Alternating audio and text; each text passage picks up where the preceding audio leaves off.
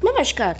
आज का हमारा मीठा मोती है अध्यात्म का प्रकाश ही संपूर्ण परिवेश को अलौकित कर मंजिल पर पहुंचाने वाला है। तो आप समझ गए होंगे कि आज का हमारा टॉपिक क्या है।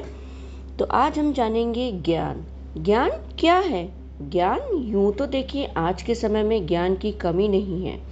ज्ञान और विज्ञान दोनों ही अपनी चरम सीमा पर हैं, परंतु जब ज्ञान को समझकर अपनाने की बात आती है तो सब भूल जाते हैं।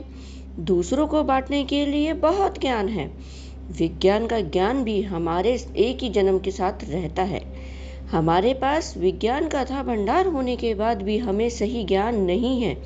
तभी तो हम भगवान से कहते हैं, भगवान मुझे ज्ञानी बनाओ, मुझे सद्बुद्धि दो, मुझे बुद्धि दो। तो यहाँ असल ज्ञान से हमारा अभिप्राय है आध्यात्मिक ज्ञान। तो ज्ञान का अर्थ क्या है? समझ और विवेक। और अब हम जानेंगे अध्यात्म का अर्थ क्या है। अध्यात्म शब्द दो शब्दों से मिलकर बना है, अधि प्लस आत्म।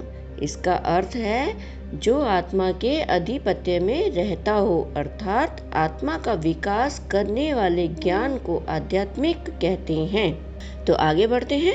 आध्यात्मिक ज्ञान का अर्थ है अपनी स्वयं की खोज। स्वयं को सभी पूर्व निर्धारित धारणाओं से मुक्त करके आत्मज्ञान या आध्यात्मिक ज्ञान की खोज में निकलना ही आध्यात्मिक ज्ञान है। आध्यात्मिक का मतलब है भौतिक से परे जीवन को अनुभव करना। अध्यात्म के बिना मानव जीवन अधूरा है। इसीलिए मनुष्य के पास सब कुछ भौतिक होते हुए भी मानव जीवन में अधूरेपन की तड़प बनी रहती है। आध्यात्मिक ज्ञान से हमारे जीवन में प्रेम, शांति, खुशी, सुख, विवेक की शक्ति आ जाती है। आत्मा के सातों गुणों में सर्वप्रथम गुण है आध्यात्मिक ज्ञान। आध्यात्मिक ज्ञान मानव के अहंकार को नष्ट कर उसे निरंकारी और नम्र चित्त बनते ही आपसी संबंध अथवा रिश्ते प्रेम, स्नेह और सहयोग के सुदृढ़ आधार पर मधुर बन जाते हैं। आध्यात्मिक ज्ञान से मानव जीवन एवं पारिवारिक, व्यवसायिक तथा सामाजिक संबंध श्रेष्ठ और भरोसेमंद बनते हैं। इस ज्ञान की शक्ति से मन, वाणी, कर्म में पवित्रता सहज ही आ जाती है। वास्तविक आध्यात्म वही है जो महत्वाकांक्षाओं की लिप्साओं की कटौती करना सिखाता है, जिससे जगत कल्याण के लिए सशक्त ऊर्जा का संचार हो सके। जो यह सच समझ गया उसके लिए आध्यात्मिक उपलब्धियां सहज प्राप्त हो जाती हैं। आध्यात्मिक ज्ञान ही एकमात्र ऐसा साधन है जिसके विस्तार से मनुष्य जाति की सबसे अधिक सहायता की जा सकती है एवं इसी ज्ञान की मदद से हम सुख, शांति स्वतः प्राप्त होती जाएगी और नई दुनिया का निर्माण भी होगा। जो भी साधक अपने व्यक्तित्व की आध्यात्मिक संरचना के प्रति जितना अधिक जागरूक होगा, लाभ उतना अधिक होगा। मनुष्य की आध्यात्मिक संरचना 3 स्तर पर होती है। वे 3 स्तर हैं: स्थूल शरीर, सूक्ष्म शरीर एवं कारण शरीर के रूप में निर्धारित होती है। स्थूल शरीर से हम क्या समझते हैं? स्थूल शरीर जिसे हम फिजिकल बॉडी के रूप में देखते एवं जानते हैं, जिसके भी कुछ प्रोसेस होते हैं जैसे birth, growth, changes, death and decay. आप सभी जानते हैं हमारा जन्म होना है, हमारे अंदर ग्रोथ होगी, उसमें कुछ बदलाव भी आएंगे और समय के साथ हमारी मृत्यु भी निश्चित है और ये शरीर मिट्टी में ही मिल जाना है।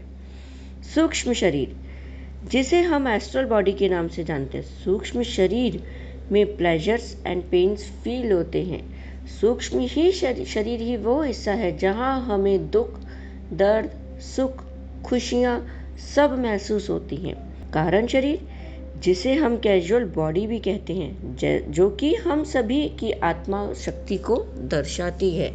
आप सभी जानते हैं आत्म शक्ति को हम सब भूल चुके हैं और आज हम फिजिकल बॉडी को ज़्यादा इम्पोर्टेंस देने लगे हैं। तो आगे आप सभी के मन में प्रश्न होगा, अब हम आध्यात्मिक कैसे बने, आध्यात्मिक कैसे बना जाता है, क्या करना होता है आध्यात्मिक बनने के लिए। तो अब हम जानेंगे आध्यात्मिक कैसे बने। आध्यात्मिक बनने के लिए पहली सीढ़ी है मन और बुद्धि पर नियंत्रण जरूरी है। पहले हमें अपने मन को ढूंढना होगा कि मन क्या है। अध्यात्म को समझने के लिए सरलतम होना बहुत ही ज़रूरी है। मैंपन से मुक्ति। सब कुछ ईश्वर को समर्पित कर साक्षी होना। सब कुछ ईश्वर को समर्पित कैसे? आज हमारे जीवन में जो भी है उसे हमें ईश्वर को साक्षी मानकर उसे सब कुछ समर्पित करके जीवन को जीना, तो यही है आध्यात्मिक बनने की विधि। दूसरी सीढ़ी है ध्यान। सुबह सूरज उगने से पहले, शाम के समय और सोने से पहले हमें दिन भर में जितना समय परमात्मा को याद करेंगे, परमात्मा भी उतना अधिक हमसे प्रेम करेंगे। उनकी याद में रहने से हमारे बुरे कर्म जल्दी विनाश होंगे एवं हमारा जीवन आनंदमय हो जाएगा। ये जीवन का बहुत ही बड़ा सत्य है कि आज हम जो कुछ भी हैं अपने कर्मों की वजह से, और अब हमें अपने कर्मों को सुधारने के लिए, अपने जीवन को सुधारने के लिए हमें अपना सब कुछ भगवान को समर्पित कर उनकी याद में अपना जीवन यापन करना चाहिए। बहुत ही आसान है ये। तीसरी सीढ़ी है परमात्मा को धन्यवाद। आज हमारे पास जितना भी है उसके लिए हमें परमात्मा को धन्यवाद करना है। जो भी लोग आपके जीवन में हैं उन सभी को माफ़ करना और उन सभी से माफ़ी मांगना। देखिए, बहुत ही सरल बात है। सुख और दुख जीवन के दोनों पहलू हैं। ये सब कर्मों के फल हैं। जो बीत गया वो हमारे हाथ में नहीं था।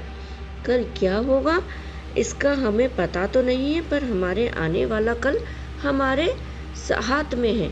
हम उसको सुधार सकते हैं। तो अपना जीवन अच्छे कर्मों में, परमात्मा की याद में लगाइए। सब कुछ आपके साथ अच्छा होता जाएगा। बहुत बहुत धन्यवाद और शुक्रिया। मिलते हैं हम अपने नेक्स्ट वीडियो में।